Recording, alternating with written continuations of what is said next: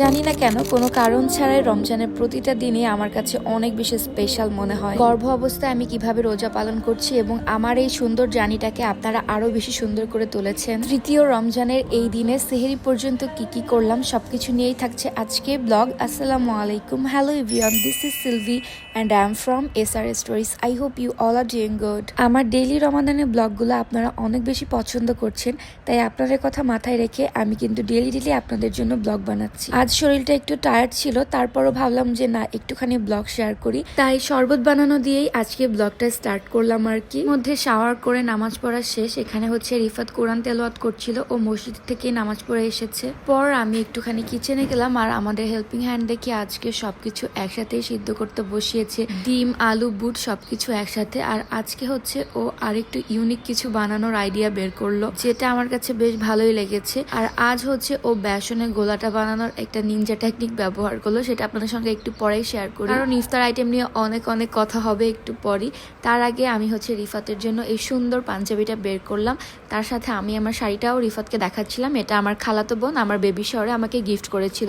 আপনারা অনেকেই আমার গিফট এর ভিডিও দেখতে চেয়েছিলেন, তাই ভাবলাম যে একটু করে আপনাদের সঙ্গে শেয়ার করে ফেলি। আমি আমার বেবি শাওয়ারের যে প্রোগ্রামটা করেছিলাম ওখানে যে রিফাতেই একটা গিফটই পেয়েছে, যেটা আমার খালাতো বোন দিয়েছে, আর সে কিন্তু ম্যাচিং করে এনেছে, কারণ জানেন আমি ম্যাচিং করতে অনেক বেশি পছন্দ করি। আর এই দিকে দেখেন আর আজকে দিনটা আরো বেশি স্পেশাল হয়েছে এই পার্সেলটা আসার কারণে। এই পার্সেলটা আমার কাছে আসবে সেটা আমি জানতাম, তবে এখানে যে একটা সারপ্রাইজ থাকবে সেটা আমি কখনোই ভাবতে পারিনি, যেটা আমাকে সত্যি মুগ্ধ করেছে। প্রথম যে পার্সেলটা আনবক্সিং করছি এটা এসেছে পিকি গ্যালারি থেকে। সুন্দর একটা ফুল, যেটা ফ্লোরাল, আর ফুলের থেকে সুন্দর উপহার আর কিছুই হতে পারে না। আর প্রিয় মানুষকে দেওয়ার জন্য একটা বেস্ট গিফট হতে পারে এটা, আর এটা সারা জীবন স্মৃতি হয়ে থাকবে, কারণ এটা নষ্ট হওয়ার কোনো চান্স নেই। আপনারা যে কোনো ধরনের কাস্টমাইজ ডিজাইন করে ফুল বানিয়ে নিতে পারবেন। প্রাইস হয়েছে এখানে। এই গিফটটা আনবক্সিং করতে করতে হঠাৎ করে দেখি এটা একটা বেবি ড্রেস। আমি এখন প্রেগনেন্ট, আর আমার অনাগত বেবির জন্য ইতিমধ্যে এত সুন্দর একটা ড্রেস চলে এসেছে। আর এখানে ঈদ মোবারক লেখা রয়েছে। এটা কিন্তু সম্পূর্ণ হাতে কাজ করা, খুব সুন্দর করে বানিয়েছে। সাথে একটা রুমালও রয়েছে, একদমই আড়ং স্টাইলে তারা এটা মেকিং করেছে। সেটা বড় কথা নয়, এই গিফটটা পেয়ে যে আমি এত খুশি, কারণ আমি এখন মার্কেটে গেলেও নিজের জন্য শপিং করা বাদ দিয়ে আমার বেবির জন্য শপিং করা স্টার্ট করি। থ্যাংক ইউ সো মাচ পিকি গ্যালারি এত সুন্দর গিফট অ্যান্ড সারপ্রাইজ পাঠানোর জন্য। এই একটি পার্সেলের সাথে আরেকটি পেয়ার রয়েছে, যেটা হচ্ছে কাপল ড্রেস। এটা এসেছে পশ কাপল ড্রেস থেকে। এটা একদম ম্যাচিং কাপল ড্রেস। আমার তো ম্যাচিং পরতে খুবই ভালো লাগে। আমি অনেকদিন ধরে একটা কোয়ালিটি ফুল কাপল ড্রেস খুঁজছিলাম, কারণ কাপল ড্রেস কিন্তু নর্মালি কোয়ালিটি ভালো হয় না। একটা ট্রাস্টেবল পেজও খুঁজছিলাম, তো আমি ফাইনালি পেয়ে গেলাম। আমি একা পার্সেলটি আনবক্সিং করছিলাম, তো তারপর আমি এখন হচ্ছে রুমে চলে আসলাম অ্যান্ড রিফাতকে হচ্ছে একটা করে সবকিছু দেখাচ্ছিলাম যে দেখো কি সুন্দর সবগুলা গিফট।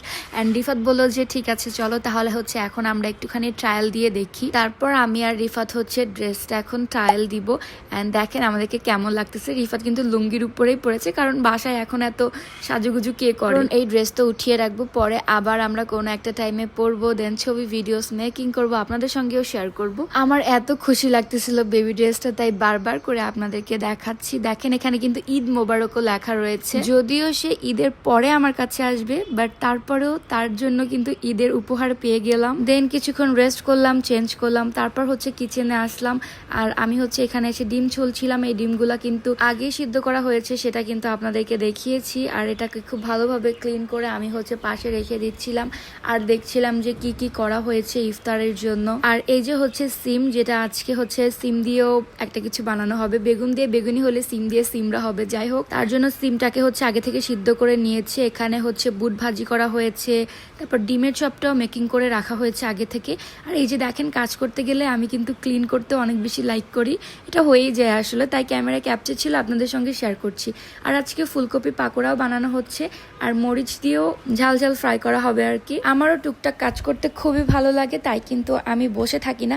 আমি এখন বসে থাকতে পারি, চাইলে রেস্ট করতে পারি, কিন্তু আমি হচ্ছে নর্মাল লাইফ লিড করতে চাই, কারণ আমি মনে করি প্রেগনেন্সি জার্নিটা কোনো অসুস্থতা নয়, এটা একটা সুন্দর জার্নি, এটাকে উপভোগ করতে হবে।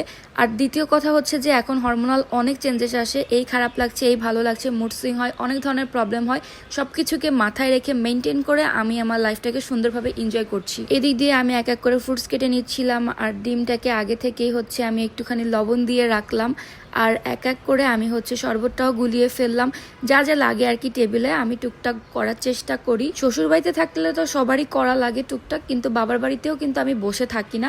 আমি চাই অ্যাক্টিভ লাইফস্টাইল লিড করতে। বসে বসে প্রতিবন্ধীদের মতো থাকে কোনো লাভ নাই আসলে আমার কাছে মনে হয়। আমাদের বাসায় না সবকিছু হুটহাটি হয়ে যায়। আব্বু হঠাৎ করে বাজারে এনে বলতেছে এখন হচ্ছে হালিম বানানোর জন্য। হাতে কিন্তু বেশি একটা টাইমও ছিল না। টাইম থাকলে আমরা ফালুদাও বানিয়ে ফেলতাম। এখানে হচ্ছে আগে থেকে আমাদের বিফ রান্না করা ছিল ফ্রিজে। আগের দিন রাতে আম্মু বিফ রান্না করেছিল, তো ওইটা দিয়ে হচ্ছে এখন হালিম বানানো হবে। যদি বিফটা রান্না করা না থাকতো তাহলে ফ্রিজ থেকে বিফ বের করে রান্না করতে অনেকটা টাইম লেগে যেত, আর তখন কিন্তু চাইলেও হালিমটা মেকিং করা সম্ভব হতো না। এদিক দিয়ে চটজলদি করে আম্মু হচ্ছে হালিমটা বানানো স্টার্ট করলো। পাশেই দেখেন আমার ভাই কিন্তু ওর হেলদি ইফতারটা বানাচ্ছে। আর এটা তো ইনস্ট্যান্ট, সবকিছুই মিক্সিং করা থাকে, মশলাও থাকে, আর বিফ যেহেতু রান্না করা ছিলই তাই আর সময় লাগেনি। পাশেই হচ্ছে পেঁয়াজের বেরেস্তাও করা হচ্ছিল। আর এটা হচ্ছে ইফতারের পরে আমি হচ্ছে এখন এটাকে খাচ্ছি। ইফতারের টাইম অলরেডি শেষ, ইফতার করাও ডান, ওটার আর ক্লিপ নেইনি। কারণ ইবাদত ইফতার এই টাইমে না আমার এত ভিডিও মেকিং করতে একদমই ভালো লাগে না, আর যেটা আমি দেখাতেও পছন্দ করি না। এখন আমি আমার হালিমের বাটিটা সাজাচ্ছি। এখানে আমি ডিম দিয়েছি, ধনিয়া পাতা, লেবু, কাঁচামরিচ কুচি, পেঁয়াজ কুচি, আদা কুচিও ছিল কিন্তু এটা আমি পছন্দ করি না তাই আর দেই নাই। কিন্তু আমার বাবা আদা কুচি খেতে পছন্দ করে হালিমে, আর আমি হালিমের সাথে ডিমও নিয়েছি। আর এখানে একটুখানি পেঁয়াজুও ভেঙে দিয়েছি। আমার কাছে এভাবে কম্বিনেশনটা বেশ ভালো লাগে। আপনারা কি আমার মতো খান? অবশ্যই কমেন্ট করে জানাবেন। আর হালিমটা কিন্তু অনেক বেশি টেস্টি হয়েছিল। আমরা আশা করিনি যে এতটা মজা হবে। বাহির থেকে কেনা হালিমের থেকে আমি মনে করি বাসায় বানালে অনেক বেশি মজা হয়। আর ইফতার করার পর নামাজ শেষে কিন্তু বসে বসে এরকম ভাবে ইফতার খেতেও আমি লাইক করি মাঝে মধ্যে, তাই মাঝে মধ্যে হচ্ছে এভাবে খাওয়া হয় আমার। ইফতার করার পর একটুখানি ঘুম ঘুম পাচ্ছিল। ঘুমের মধ্যে হঠাৎ করে মনে হলো যে আমার এখন কষানো বিফ খাইতে হবে, তাই ফ্রিজ থেকে বিফটা বের করে আমি নিজেই ধুয়ে কেটে একেবারে বসানো স্টার্ট করে দিয়েছি। দেখেন আমার কিন্তু রান্নাবান্না করতেও ভালো লাগে, তাই মাঝে মধ্যে আমি কিন্তু কিচেনে চলে আসি রান্নাবান্না করতে। সবসময় হয়তো বা আপনাদেরকে দেখানো হয় না, তবে মাঝে মধ্যে আমি স্মৃতি করে রাখি, মেমোরি করে রাখি এবং আপনাদের সঙ্গে শেয়ার করি। আর কষানো বিফ রান্না করতে বেশি সময় লাগে না, তাই এখন হচ্ছে আমি এটাকে কোনো মতে রান্না করে আমাকে খেতে হবে। এই যে দেখেন আমাদের সোনাগুলা, আমাদের বিড়াল ছানাগুলা আর কি, আমাদের পাশে গুড়গুড় করে যখন রান্নাবান্না করা হয়। আর এদিক দিয়ে আম্মু আগে থেকেই হচ্ছে ছোট মাছের তরকারি দেন বড় মাছের ভুনা সবকিছুই রান্না করে রেখেছে। সেহেরি আর সন্ধ্যা রাতে রান্নাটা একসাথে করা হয়েছে আর কি। আবার অন্যদিকে আমি আবার বিফও রান্না করছি। বিফের মশলাটা কষিয়ে অল্প করে পানি দিয়েছি, আর তেল কষাটা দিয়ে হচ্ছে আমি এখন ভাত খাবো। আর সেই দিনের এই খাবারটা খেয়ে আমি এত শান্তি পাইছি ভাই, যেটা বলার বাহিরে, বুঝছেন।